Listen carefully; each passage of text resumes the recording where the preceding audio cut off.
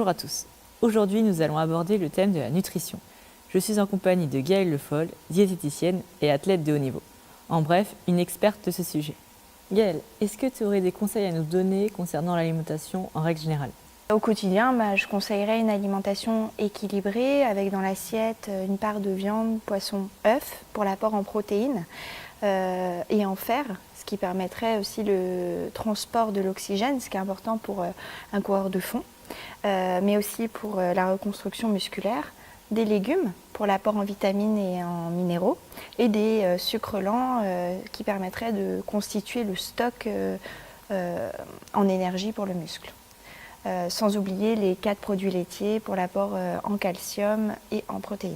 Est-ce qu'il y a quelque chose à changer dans l'alimentation juste avant la course ou quelques jours avant ? Oui, 3 jours avant la compétition à peu près, je conseillerais simplement d'augmenter, de ne pas trop changer, de ne pas trop perturber l'alimentation au quotidien, mais d'augmenter juste la part de féculents, ce qui va permettre en fait de compléter les réserves en glycogène. Donc en fait c'est l'énergie réelle du muscle, ce dont on a besoin quand on produit un effort, pour permettre de tenir la distance. Au niveau de l'hydratation, est-ce que tu as des conseils à donner ? Éviter toute prise d'alcool, forcément, c'est pas bon pour tout sportif faisant une épreuve. L'hydratation, c'est très très important, surtout pour un sportif, c'est gage de performance. Il faut boire tout au long de la journée. Sachez que quand on a soif, on est déjà déshydraté en fait, et on perd à peu près 10% de nos capacités physiques. Le meilleur moyen de le savoir, c'est simplement la couleur de vos urines. Tant qu'elles ne sont pas transparentes, cela signifie qu'en fait vous êtes en déshydratation.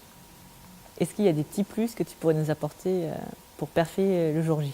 Il faudrait finir à peu près 3 heures avant l'échauffement le repas, ce qui permettrait d'avoir stoppé la digestion et d'être de bonnes conditions pour commencer la course. Il faut éviter aussi tout ce qui est repas copieux, ce qui est un petit peu trop lourd. Voilà en gros vraiment les 2 points essentiels avant une course.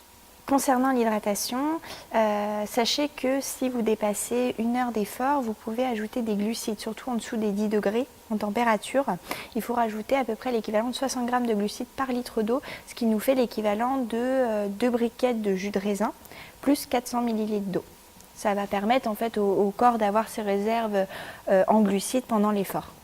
Très bien. Donc là, on est paré pour soit le 10 km, soit le semi-marathon.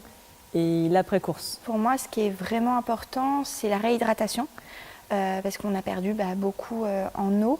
Et je conseillerais plutôt des eaux riches en bicarbonate, type Vichy Saint-Thior, ce qui permettrait en fait de diminuer l'acidité due à l'activité qu'on vient de faire.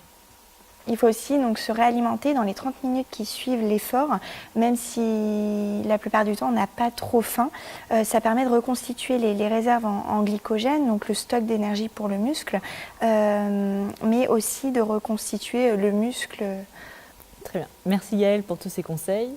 Merci à vous et puis bonne chance et faites-vous plaisir.